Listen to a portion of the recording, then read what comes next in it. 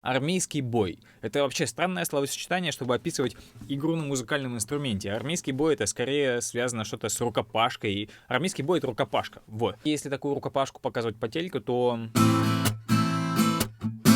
это был бы отличный джингл. Ну ладно бы здесь просто слово было неуместное, но здесь имеет место такое узкое, зашоренное понимание ритма. Вот о нем мы сегодня и поговорим.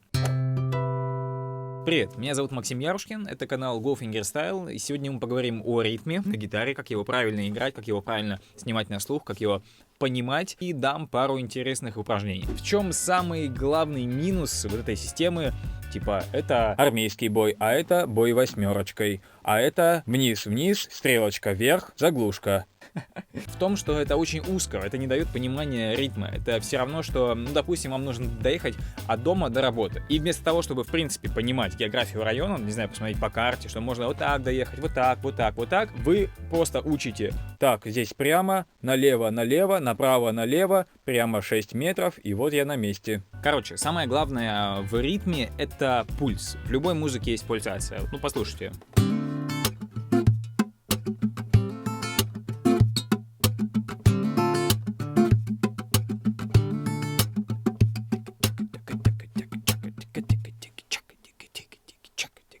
То есть это вот самые мелкие доли, которые...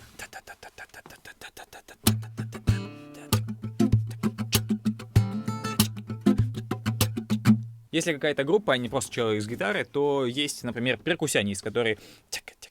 Или на ударных... И ключевой момент в том, чтобы нам двигаться вместе с этим пульсом. Видите правую руку мою? То же самое, только над струнами.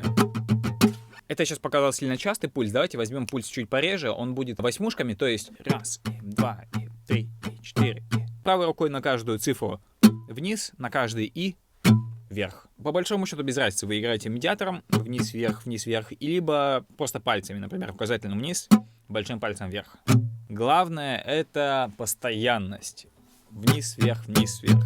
И здесь очень хорошо подходит замена слова «бой» на слово «чёс». Во-первых, это тоже слово из 3 букв, а во-вторых, это что-то непрерывное. То есть у нас нет такого, что мы чешемся типа вниз-вниз, вверх, вниз-вверх, вниз, заглушка и так далее. Вот здесь та же самая история. У нас чёс, така-така-така-така. Точнее, у нас будет раз, и два, и три, и четыре, и... Схематично вот у нас этот пульс. Раз, два, три, четыре. Раз, и два, и три, и четыре, и...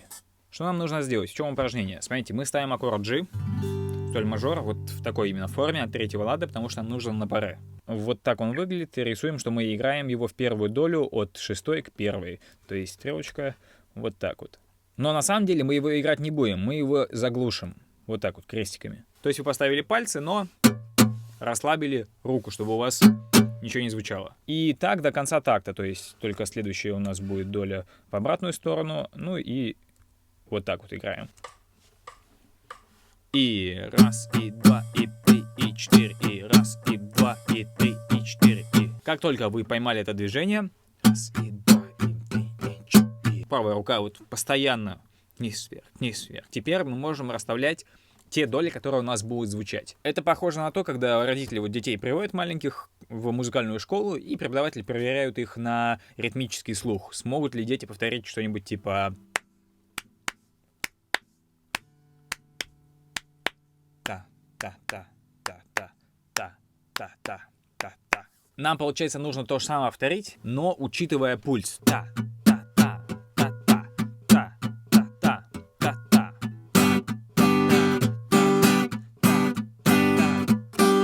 Вот эти доли, которые мы прохлопывали, получается, мы их на инструменте зажимаем левой рукой. Тогда они звучат.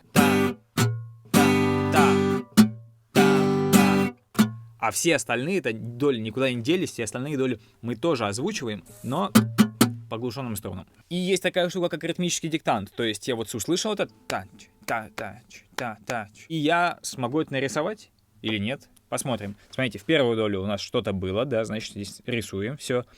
Та-ч, на вторую не было. Здесь 2 доли подряд было. И здесь еще было 2 доли подряд. Та-та, да, по-моему, так. Послушаем.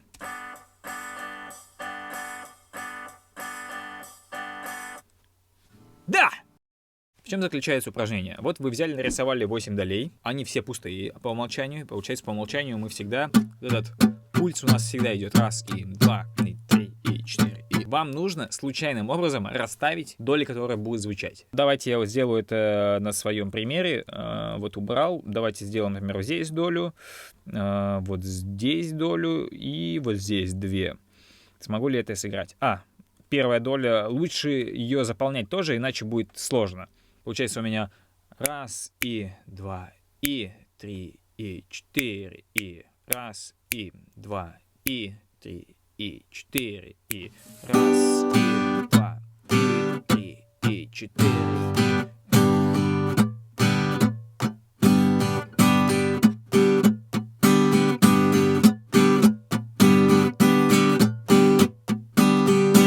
Ну, вроде так. Проверим.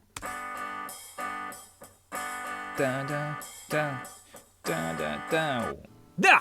Можно и в Guitar Pro, но проще, наверное, просто взять бумажку, карандаш, ручку, все, нарисовали 8 долей, понатыкали и воспроизводим. Смысл в том, что мы умом-то понимаем, что да, вот 8 долей, да, разные акценты, и чё. Но когда на практике мы начинаем, что одна рука у нас держит пульс постоянно, а другая эти акценты расставляет, из-за этого и получается музыка, из-за этого получается ритм. Вам могло показаться скучным это, но это были восьмушки. Давайте теперь сыграем 16-е. Что такое 16-е? Это в 2 раза чаще. То есть 1, 2, 3. 1, 2, 3. Ну, посмотрите на схеме. Вот получается у нас 16-е. 16 долей в такте.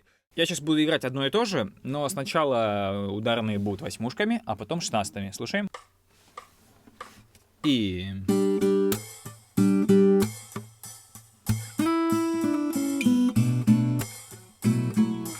1, 2, 3 и...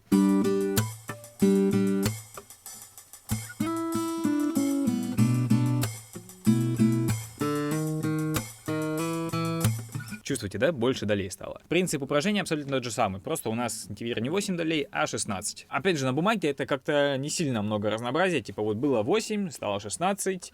Как бы ничего нового. Но на деле, когда вы сами начинаете играть эти 16-е...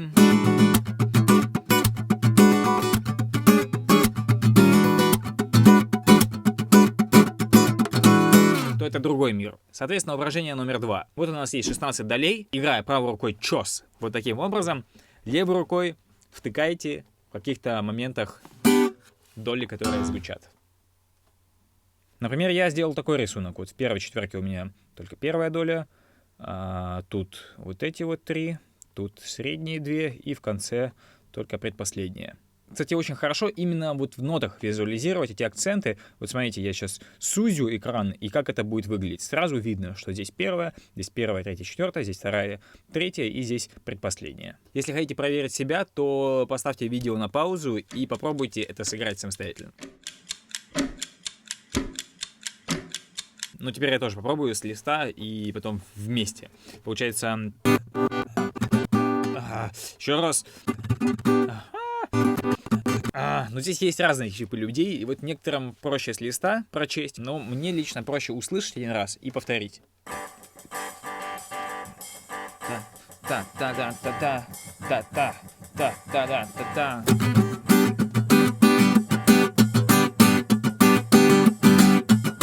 Да, и именно вот этот навык вам нужно развивать. То есть вы услышали где-то песню, неважно, там есть гитара или просто в музыке есть акценты ритмические, и вы почувствовали этот пульс, и эти акценты передаете, ну, в данном случае, как мы играли, с помощью левой руки где-то зажимаете, где-то играете глушенные. Но тут есть вторая очень классная техника.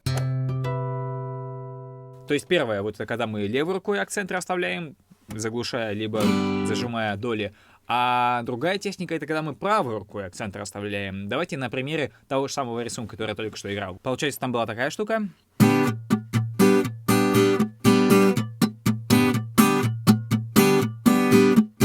А можно...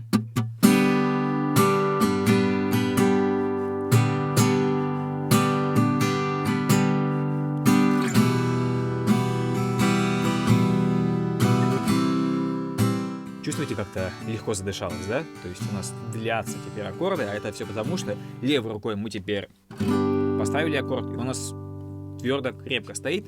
А вот правой рукой, там, где у нас вот эти доли с крестиками, мы в эти доли просто мимо струн пролетаем рукою.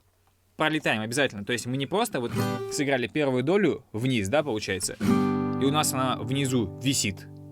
Она у нас вверх, вниз, вверх, дальше играет, но не касаясь струн. То есть как бы вот так вот. Хотя по-хорошему, конечно, так надо нарисовать. Но я оставлю по-старому, чтобы это было нагляднее. Получается, у нас эта пульсация, этот чёс, он все равно остается, но мы не касаемся струн.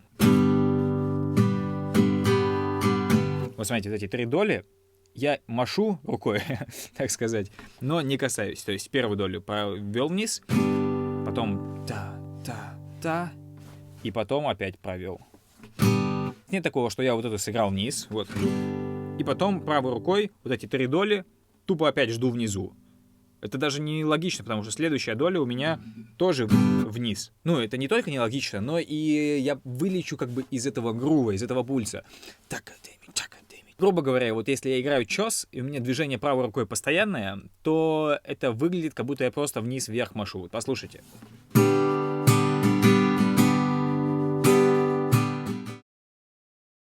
И в таком случае, конечно, левой рукой не обязательно использовать закрытые формы, где мы глушим все. Можем использовать открытые формы, потому что у нас теперь будет все звучать. Ну и логично предположить, что третье упражнение будет точно такое же, как второе. То есть рисуем 16 долей. Какие-то из них обозначаем те, что будут звучать. Заводим нашу чёс-машину, да, которая вниз-вверх двигается. И в те доли, которые мы выделили на рисунке, касаемся струн, которые не выделили. Не касаемся, но пролетаем над ними. Красивое название для фильма, да? «Пролетая над струнами гитары». Есть еще техника исполнения такого чёса, аккомпанемента на гитаре. Это когда мы комбинируем первые 2 подхода. То есть иногда мы глушим левой рукой, а иногда пролетаем над струнами. Возвращаясь к этому своему рисунку, получается, что у меня первый случай — это когда я играл вот так.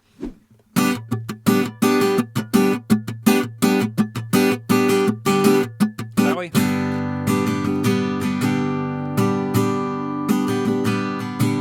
А если вот первую половину играть вот таким открытым способом, а вторую приглушая, то у нас получится вот как-то так.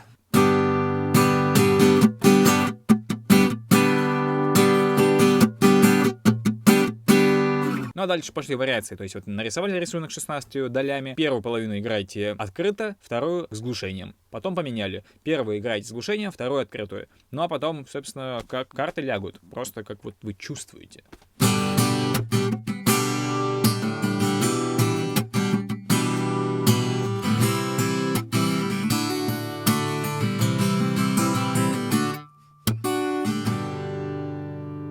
Красота!